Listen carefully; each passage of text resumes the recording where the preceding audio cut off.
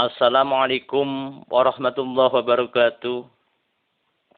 A'udzu billahi minasyaitonir rajim. Bismillahirrahmanirrahim. Alhamdulillahirabbil alamin.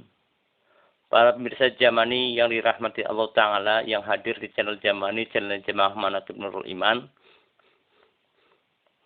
Kali ini Jamani meneruskan yaitu sejarah kemerdekaan Republik Indonesia sebagaimana sejarah yang nyata yang ada di dalam sejarahnya antara hubungannya itu para habaib, dzurriyyah baginda Nabi Muhammad SAW dengan pemerintahan negara Republik Indonesia dari dulu. Dilihat sejarah sebagaimana tokoh-tokoh yang ada data dan bukti yang nyata. Sebagaimana berikut Jamani yaitu menerangkan sebagaimana sejarah Bung Tomo. Bung Tomo di saat ikut hadir acara Maulid akhir Kamis di Masjid Ariyat Kuitang, dan dalam kesempatan itu ia dimintai oleh Al-Habib Asy-Syaikh Ali bin Syed Abdurrahman Al-Habsyi untuk yaitu menyampaikan pidatonya di depan para habaib dan para ulama. Nampak jelas sederetan yaitu di mimbar yang dekat adalah yaitu Al-Habib Husain Al-Hamid Brani Probolinggo, Al-Habib Hamid Asy-Syairi Malang, Al-Habib Syekh bin Syed Abu Bakar Asy-Syaqqaf Gresik, Abdul Habib Soleh Tanggul, Al-Habib Syekh bin Salim Al-Atas, Al-Habib Muhammad bin Ali Al-Habsyi. Juga nampak para ulama-ulama dan habaib-habaib lainnya yang ada yaitu di gambar video yang ada. Para pemirsa Jamani yang dirahmati Allah Ta'ala, ini menunjukkan bahwa bukti bahwa keberadaan habaib di Indonesia itu ikut berperan dalam kemerdekaan Republik Indonesia. Maka dari itu, para pemirsa Jamani yang dirahmati Allah Ta'ala, kita jangan sampai tergelincir dengan arus yang ada yang di media sosial, sebagaimana habaib bukanlah daripada teman penjajah, tapi habaib adalah mengusir penjajah yang ada di Indonesia. Mari kita simak bersama-sama sejarah yang nyata yang ada, yaitu yang ke-1, Al-Habib Husain Mutahhar. Nama lengkapnya yaitu Sayyid Muhammad Husain bin Syed Salim bin Syed Ahmad bin Syed Salim bin Syed Ahmad Al-Mutahhar. Habib Husain kelahiran Semarang yaitu 5 Agustus tahun 1916 Masehi. Ini merupakan yaitu seorang komponis musik Indonesia. Adapun lagu ciptaannya beliau yang masyhur adalah yaitu Himne Syukur dan Mars Hari Merdeka. Lagu ciptaannya lagi yaitu Dirgahayu Indonesiaku menjadi lagu resmi HUT ke-50 kemerdekaan Republik Indonesia. Habib Husain Mutahhar lahir dari keluarga yaitu Arab Indonesia. yang mapan dan termasuk kelompok yaitu Sayyid, kelompok Habib, kelompok Syarif. Ia menamatkan pendidikan yaitu di Mulo B pada tahun 1934 Masehi dan AMSA 1 pada tahun 1938 Masehi. Ia sempat melanjutkan pendidikan tinggi di Universitas Gadjah Mada atau UGM di saat itu. Adapun jurusan yang beliau ambil yaitu hukum pada tahun 1946 Masehi sampai tahun 1947 Masehi. Saat itulah ia telah bekerja sebagai yaitu Sekretaris Panglima Angkatan Laut Republik Indonesia di Yogyakarta. Habib Hussein Al-Mutahhar menjadi pegawai tinggi Sekretaris Negara di Yogyakarta pada tahun 1947 Masehi. Setelah itu jabatannya loncat-loncat antar departemen. Puncaknya Habib yang menguasai yaitu bahasa. 6 bahasa ini ditunjuk menjadi yaitu Duta Besar Republik Indonesia untuk Vatikan pada tahun 1967 sampai 1973 Masehi. Selain menjadi abdi negara, Habib Hussein juga aktif dalam kegiatan yaitu kepanduan. Ia menjadi tokoh utama dalam yaitu peleburan semua gerakan kepanduan menjadi gerakan pramuka. Ia pun menciptakan sejumlah lagu kepanduan, antara lain yaitu Gembira, Tepuk Tangan, Silang, Mari Tepuk, Selamatlah, Jangan Putus Asa, Saat Berpisah, dan Him Pramuka. Pada HUT ke-1 kemerdekaan Republik Indonesia, Habib Hussein Mutahhar mendapatkan tugas dari Presiden Insinyur Soekarno untuk menyusun yaitu upacara pengibaran bendera merah putih 17 Agustus tahun 1946 Masehi. Ia kemudian memilih yaitu 5 pemuda dari berbagai daerah yang berdomisili di Yogyakarta sebagai yaitu pengibar bendera merah putih. Menurutnya, pengibaran bendera adalah anak-anak muda yang mewakili daerah-daerah di Indonesia.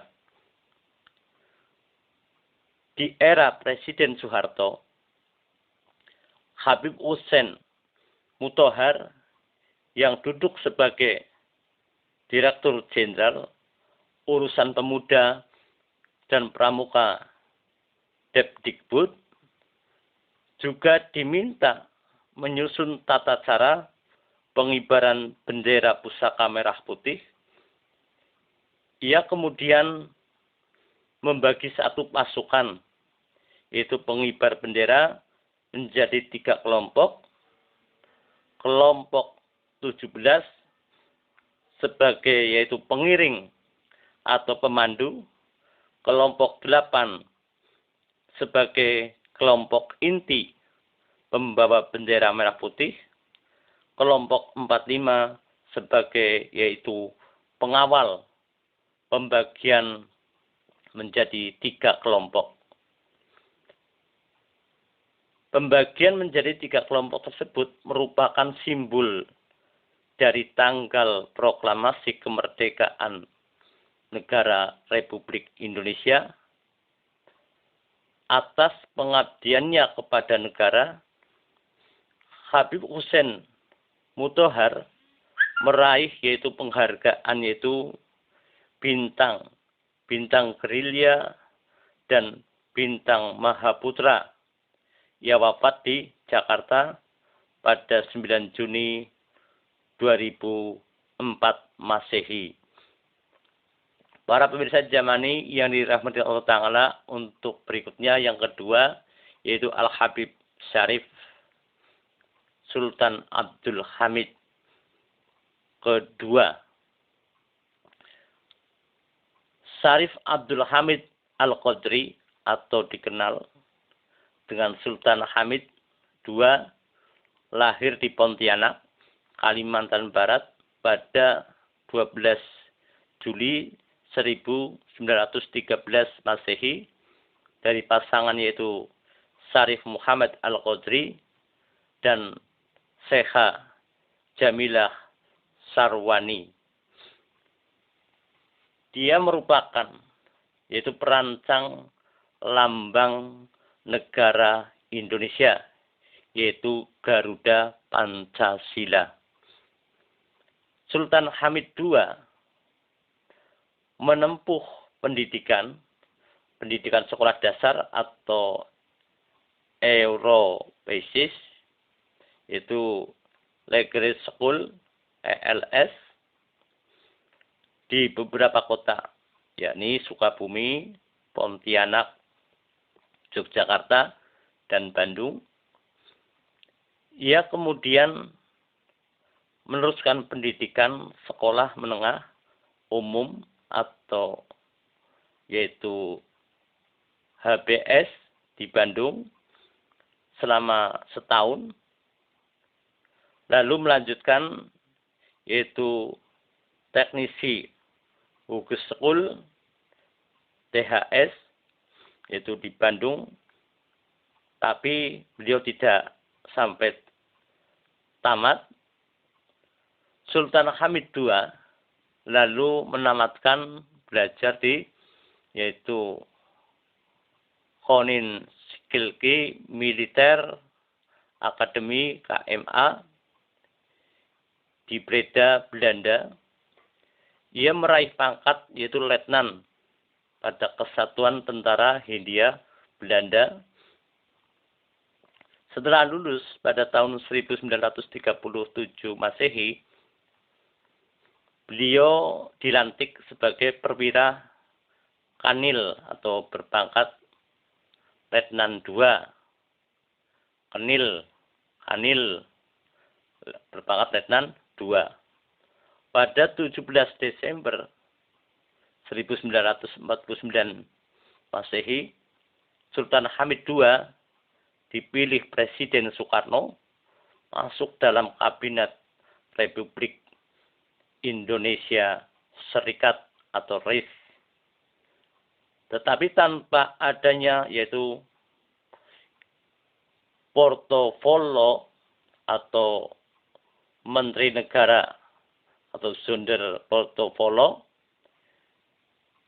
ia kemudian ditugaskan merencanakan, merancang, dan merumuskan gambar lambang negara Republik Indonesia. Pada 10 Januari 1950 Masehi, dibentuk yaitu panitia teknis dengan nama yaitu Panitia Rencana Negara di bawah koordinator Sultan Hamid II.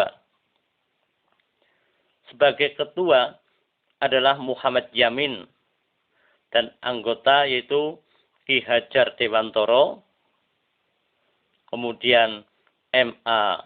Paleopoesis,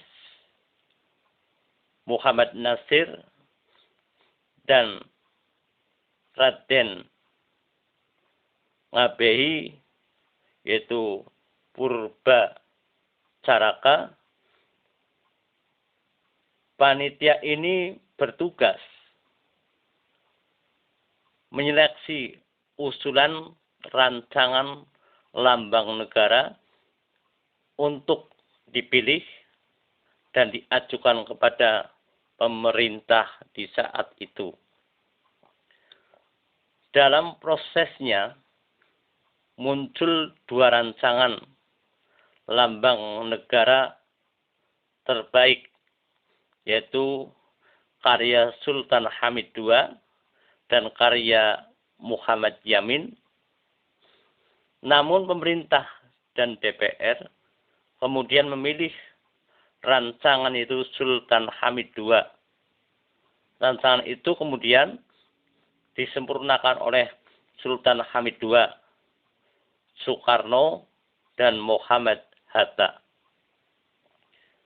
Dengan mengganti yaitu pita yang dicengkeram Garuda. Dari semula pita merah putih menjadi pita putih dengan menambahkan semboyan Bhinneka Tunggal Ika. Rancangan lambang negara juga kembali disempurnakan dengan mempertimbangkan yaitu masukan-masukan dari banyak pihak, sehingga tercipta bentuk yaitu Raja Wali yang menjadi Garuda Pancasila dan disingkat yaitu Garuda Pancasila. Rancangan lambang negara karya Sultan Hamid II akhirnya diresmikan. Pemakaiannya dalam sidang kabinet RIS atau RIS. Sultan Hamid II wafat pada 30 Maret tahun 1978 Masehi. Untuk yang berikutnya, yaitu yang ketiga, sejarah Al-Habib Ahmad Asyaqaf. Al-Habib Syed Ahmad Asyaqaf bin Syed Abdullah Asyaqaf lahir di Sihir, Hadramut pada tahun 1879 Masehi. Ia merupakan seorang ulama dan sastrawan dan pendidik terkemuka. Dia juga merupakan salah satu pendiri dan pengurus yaitu Rabithah Alawiyah atau RA. Organisasi yang bertanggung jawab mencatat dan menghimpun keturunan yaitu Dzurriyyah baginda Nabi Muhammad SAW yang ada di Indonesia. Saat usia 4 tahun, Al-Habib Syed Ahmad Asyaqaf dibawa orang tuanya ke kota Sewon yang terkenal sebagai penghasil ulama-ulama besar dan orang-orang solihin. Di kota ilmu ini, ia belajar yaitu usuluddin, usul fikih, tata bahasa, sastra, dan ilmu tasawuf. Para pemirsa Jamani yang dirahmati Allah Ta'ala, untuk memenuhi rasa haus akan ilmu, Al-Habib Syed Ahmad Asyaqaf kemudian pergi ke Tarim, yang juga dikenal sebagai pusat para ulama-ulama besar. Hampir setiap hari ia mendatangi yaitu majelis-majelis ilmu, berguru kepada sejumlah ulama seperti Al-Habib Syed Abdurrahman bin Syed Muhammad Al-Masyhur, Syekh Saleh, Syekh Salim Bawazir, Syekh Said bin Sa'ad bin Nabani, Al-Habib Asy-Syaikh Ubaidillah bin Sid Muhsin Asy-Syaqaf, Al-Habib Asy-Syaikh Ahmad bin Sid Hasan Al-Atas, dan Al-Habib Asy-Syaikh Muhammad bin Sid Salim As-Siri. Para pemirsa Jamani yang dirahmati Allah Ta'ala, dari catatan sejarah, Al-Habib Asy-Syaikh Ahmad As-Syaqaf datang ke Indonesia pada tahun 1908 Masehi untuk mengunjungi saudaranya yaitu Al-Habib Asy-Syaikh Muhammad bin Syed Abdullah bin Syed Muhsin Asy-Syaqaf di Pulau Bali saat itu. Namun ia kemudian memutuskan menetap di Indonesia. Al-Habib Asy-Syaikh Ahmad lalu berniaga ke sejumlah daerah seperti yaitu di Surabaya, Solo, Yogyakarta, Jakarta, sambil yaitu berdakwah syiar agama Islam.